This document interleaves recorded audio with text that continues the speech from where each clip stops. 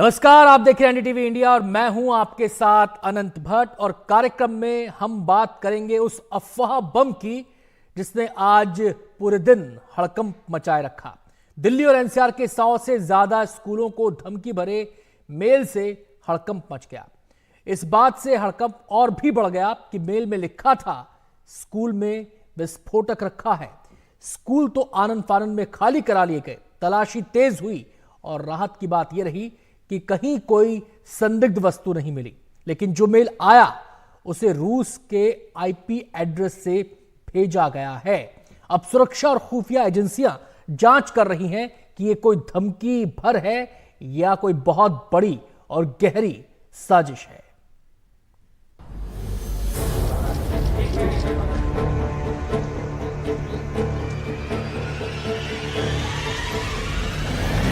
ये अफरा तफरी स्कूलों में बम होने की उस अफवाह से मची है जिसने बुधवार की सुबह दिल्ली एनसीआर को सांसत में डाल दिया था। हाँ, सुबह 7:30 आई थी। जैसे हम लोग डेली आते हैं, नॉर्मल हम ऐसे आए थे तो हमें गेट के बाहर से बोल देंगे कि कुछ इश्यूज है तो आप अंदर नहीं जा सकते हो। तो फिर हम लोग घर चले गए तो 8:17 में SMS आता है स्कूल से 10th के स्टूडेंट के एग्ज़ाम से वो कैंसिल कर दिए गए।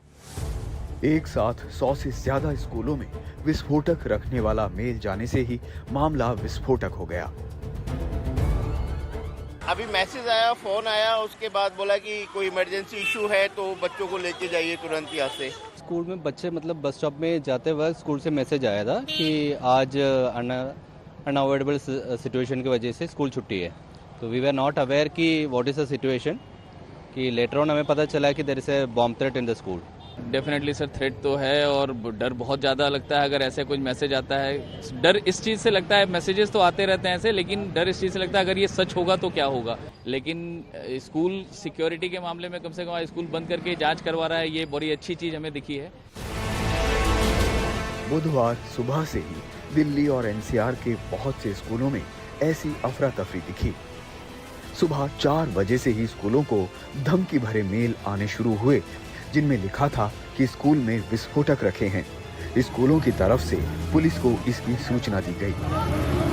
हमें जो ईमेल मिला उसमें कुछ वार्निंग्स थी, बॉम्ब का स्केयर है ये कह के हमने ईमेल पढ़ा। जब ईमेल पढ़ा तो हमने इमीडिएटली सबसे पहले पुलिस को इन्फॉर्म किया, फायर वालों को इन्फॉर्म किया और इमीडिएटली पुलिस हमारी मदद के लिए आ गई। और उसी के थोड़ी देर में हमने अपना एक मैसेज पेरेंट्स को बनाया और इवैक्यूएशन प्लान की तैयारी करते हुए सब बच्चों को एग्जिट कर दिया। ये धमकी दिल्ली के साथ ही नोएडा, ग्रेटर नोएडा, गाजियाबाद और गुरुग्राम के स्कूलों को मिली। हर जगह एक ही तरह के मेल आए। यहाँ पर ये जो स्कूल आप मेरे ठीक पीछे देख रहे हैं, ये मदर्स मैरी स्कूल है, जहाँ पर धमकी भरा मैसेज सुबह के समय में आया। सभी पेरेंट्स जो बच्चों को स्कूल में छोड़ने के लिए आए थे उनसे कहा गया कि आप बच्चों को यहाँ से वापस ले जाइए। यहाँ पर अभी तमाम कुछ पेरेंट्स और बच्चे यहाँ पर आप देख सकते हैं मौजूद भी हैं और अन्य बच्चों को यहाँ से ले जाया गया है। स्कूल फ़िलहाल बंद कर दिया गया है। सिर्फ जो पुलिसकर्मी हैं जांच कर रहे हैं वो फ़िलहाल यहाँ पर मौजूद हैं। पुलिस ने सभी स्कूलों को खाली करवाया, बच्चों के बैग स्कूल में रखवा लिए गए और उन्हें घर भेज दिया गया। राहत की बात ये रही कि सभी स्कूलों की तलाशी के बाद कोई संदिग्ध सामान नहीं मिला। हमने इस कॉल्स को, जितनी भी कॉल्स आई उनको बहुत सीरियसली लेते हुए हर जगह थॉरो चेकिंग की है, लेकिन कहीं भी कुछ नहीं मिला है। और अगर इसका टाइमिंग देखें तो सभी स्कूल्स को इकट्ठा किया है और कहीं कुछ नहीं मिला है, तो इसका लगता है कि ये किसी ने पैनिक क्रिएट करने के लिए ही ये तकनीक अपनाई है जिसमें उन्होंने इंडिविजुअल स्कूल्स को मेल डाला है। एक दिन पहले ही राष्ट्रपति भवन में बम होने की अफवाह उड़ी और अब स्कूलों में। इससे सवाल उठता है कि बम की अफवाहों के पीछे किसका हाथ है। ये सिर्फ धमकी भर है या इसके पीछे कोई गंभीर साजिश है? क्या इसका कोई अंतर्राष्ट्रीय कनेक्शन भी है? इस मामले में खुफिया एजेंसियां क्या इनपुट देती हैं? इन सवालों के बीच दिल्ली पुलिस ने केस दर्ज कर लिया और स्पेशल सेल इस मामले की जांच कर रही है। देखिए, हम सबसे पहले तो इन्वेस्टिगेशन में स्कूल्स के ये जो ईमेल्स हैं उनका कंटेंट उनको कलेक्ट कर रहे हैं। Then we will send them for further investigation, जो भी अथॉरिटीज़ में इन्वेस्टिगेट करेगी। इन स्कूलों में बम रखे होने के ईमेल मिलने के मामले में प्रशासन जांच में जुटा है, तो पेरेंट्स परेशान हैं। उनका परेशान होना लाजमी है, क्योंकि कुछ समय पहले भी कुछ स्कूलों को ऐसे ईमेल मिले थे। उनके बारे में विस्तार से आगे बताएंगे और ये भी बताएंगे कि इस खतरनाक मेल में लिखा क्या है। लेकिन पहले दिल्ली के 100 से ज्यादा स्कूलों को मिले धमकी वाले मेल से जुड़ी खबर को विस्तार से समझते हैं। दिल्ली पुलिस को स्कूलों से 120 से ज्यादा पीसीआर कॉल्स मिली। सभी स्कूलों को 2 पेज का एक ईमेल मिला था। सभी ईमेल्स की भाषा शैली एक जैसी है। मेल में विस्फोटक का जिक्र है। मेल रूस के आईपी एड्रेस से भेजे गए हैं। इसीलिए अब पुलिस इस मामले में इंटरपोल की मदद ले रही है। दिल्ली पुलिस पता लगा रही है कि ये कोई बड़ी साजिश है या फिर शरारत। दिल्ली पुलिस ने अभी पता कर लिया है कि ये मेल्स कहां से आ रहे हैं। जांच चल रही है। एक साथ हजारों घरों में तनाव भर देने वाले कौन है, इसकी जल्द से जल्द पड़ताल होना बेहद जरूरी है। ये सवाल अभिभावकों के भरोसे से आगे भारत के भविष्य का निर्माण करने वाले बच्चों की जिंदगी से जुड़ा है। स्कूलों में धमकी भरे ईमेल्स भेजने के मामले पहले भी सामने आए हैं, लेकिन कई बार ईमेल्स भेजने वाले स्कूलों के बच्चे ही निकले। लेकिन इस बार मामला सबसे अलग है, क्योंकि एक साथ दिल्ली और एनसीआर के 100 से ज्यादा स्कूलों में धमकी भरे मेल भेजे गए और कहा गया कि स्कूलों में विस्फोटक रखे हैं। दिल्ली पुलिस इस पूरे मामले की जांच कर रही है और दिल्ली पुलिस को लगता है कि इसके पीछे गहरी साजिश है। नई दिल्ली से अपने सहयोगी वैभव, शुभांग और कैमरामैन मोहम्मद मुसरीन के साथ मैं मुकेश सिंह सेंगर, एनडीटीवी इंडिया। बम और विस्फोटकों के धमकी भरे मेल से सारे अभिभावकों की जान अटक गई। सवाल यही था कि स्कूल को एक ही तरह का ईमेल किसने भेजा है, और भेजा तो इसके पीछे उसकी मंशा क्या है, इसके पीछे कौन मास्टरमाइंड काम कर रहा है। इसको लेकर सुरक्षा एजेंसियां और खुफिया एजेंसियां जिस तरह सक्रिय हुई हैं, उससे जल्द ही इस खौफनाक अफवाह के पीछे का सारा सच बेनकाब हो जाएगा।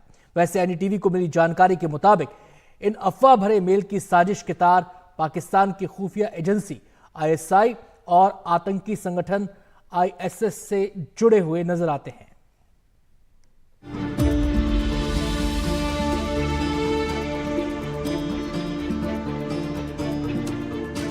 ये बच्चे भारत का भविष्य हैं। इस मुल्क का मुस्तकबिल इनके हाथों से बनेगा। इनकी मुस्कुराहटों में करोड़ों दिलों का विश्वास समाया है। इनकी मासूमियत पर देश का हर संसाधन निसार किया जा सकता है। इसीलिए इन बच्चों पर एक खरोंच की कल्पना भी पूरे देश को परेशान कर देती है। और इसीलिए दिल्ली से लेकर नोएडा तक पुलिस तुरंत एक्शन में आ गई।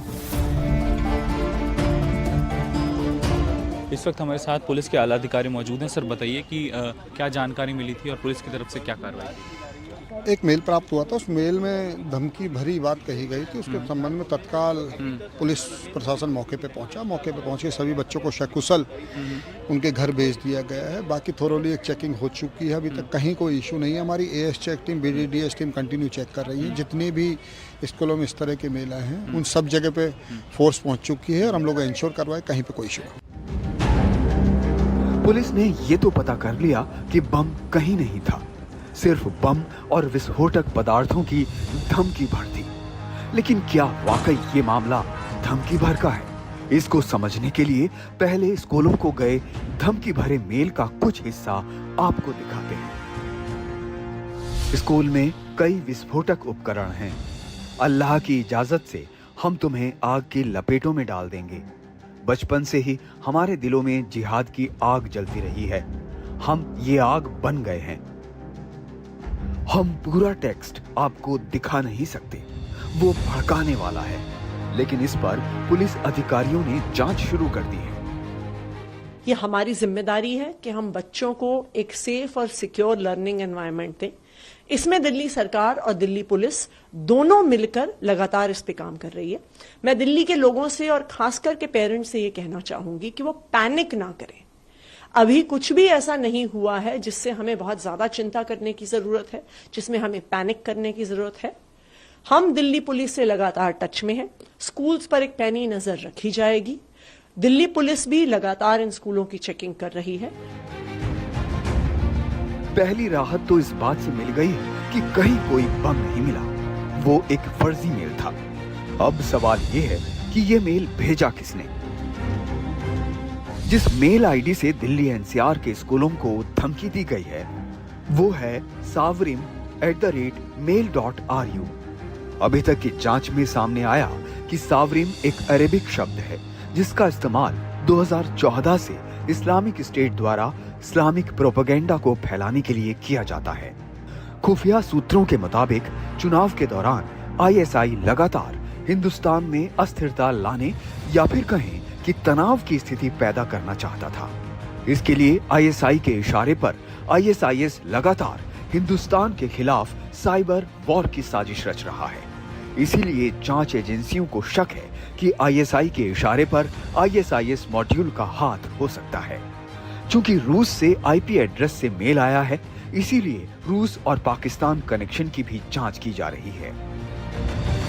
ऐसे कई पेचीदे सवालों का उत्तर ढूंढने के लिए दिल्ली पुलिस जांच कर रही है कि क्या इन धमकी भरी मेल के पीछे किसी आतंकी संगठन की साजिश तो नहीं। पिछले कुछ समय से जिस तरह फर्जी मेल और कॉल्स आए हैं उसमें कोई अप्रिय घटना भले ही ना हुई हो, लेकिन माहौल तो डरावना होता ही गया।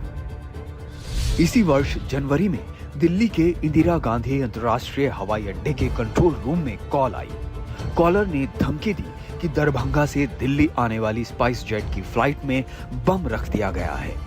इसके बाद एयरपोर्ट पर फुल इमरजेंसी घोषित कर दी गई।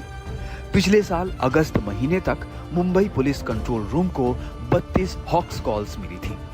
इन मामलों में मुंबई पुलिस ने 17 लोगों को गिरफ्तार भी किया था। इनमें से एक गिरफ्तार आरोपी ने अकेले 5 महीनों में 89 कॉल्स की थी। 2021 के जनवरी-फरवरी महीने में नोएडा में बम की सूचना दी गई। जहां बम होने की बात कही गई थी, वहां पुलिस और बम निरोधक दस्ते ने जांच की तो वहां से पटाखे मिले, जिसे इस तरह से बांधकर रखा गया था कि बम की तरह दिखे। तब 1 महीने के अंदर 3 फर्जी कॉल्स आए थे, जिनमें विभिन्न अस्पतालों को निशाना बनाए जाने की बात कही गई थी। पैनिक फैलाने वाली अफवाहों की घटनाओं से निपटने के लिए पुलिस प्रशासन को बार-बार कड़ी मशक्कत करनी पड़ती है, लेकिन अब उससे आगे ऐसी अफवाह फैलाने और माहौल को बिगाड़ने वालों से निपटना सुरक्षा और खुफिया एजेंसियों की सबसे बड़ी चुनौती है। ब्यूरो रिपोर्ट, एनडीटीवी इंडिया के लिए।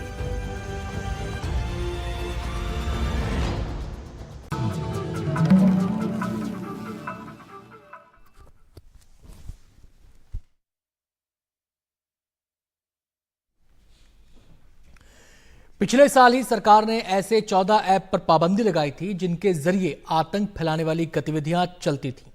इन दिनों हॉक्स कॉल की गिनती बढ़ गई है, इसलिए सुरक्षा एजेंसियों की जिम्मेदारी भी बढ़ गई है।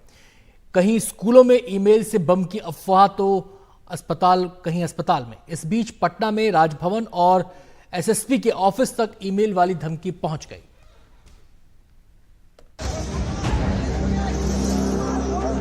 मंगलवार को पटना में बिहार के राज्यपाल के आवास राजभवन में एक मेल आया। वैसा ही मेल पटना के एसएसपी ऑफिस में भी आया। दोनों में आतंकी हमले की धमकी दी हुई थी। मेल में लिखा था कि हेलो, हम टेरराइजर्स 111 नाम के आतंकवादी संगठन हैं। हम सूचित करते हैं कि आपके दफ्तर में हमने कई बम फिट कर रखे हैं। हम ज्यादा से ज्यादा लोगों की मौत चाहते हैं।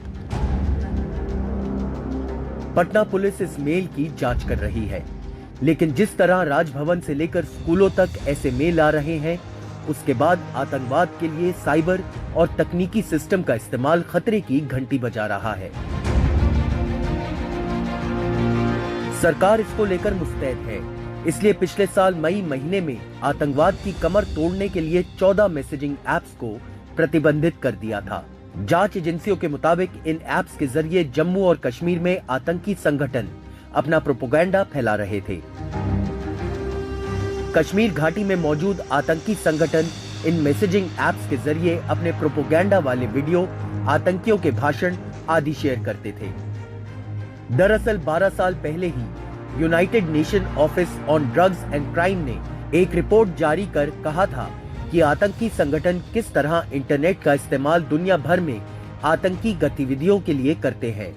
आतंकी संगठन मोबाइल ऐप्स के अलावा dark web, VPN based web portal के जरिए भी अपना प्रोपेगेंडा, साइबर अटैक और फिजिकल अटैक जैसी घटनाओं को अंजाम देते हैं। Bureau report, NDTV India.